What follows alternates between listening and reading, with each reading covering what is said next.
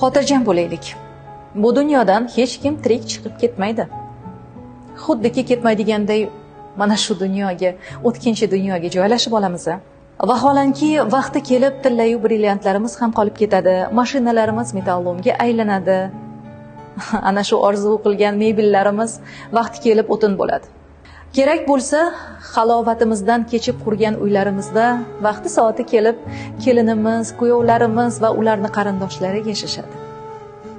Dunyo matohlari deb bekorga aytilmaydi. Barchasi mana shu dunyoda qolib ketadi. Hammamiz bu yerda ana ketdi, mana ketdiday bir mehmonmiz. Barchamiz albatta bu olamdan ko'z yumamiz. Beshikdan qabrgacha qanday yashab o'tamiz? Mana shu savolni qayta va qayta o'zimizga berib turaylik.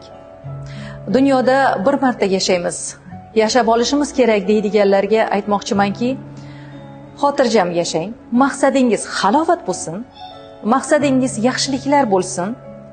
Ezgu amallar bo'lsin. Dunyo matohlariga umringizni bag'ishlab bormang deyman xolos.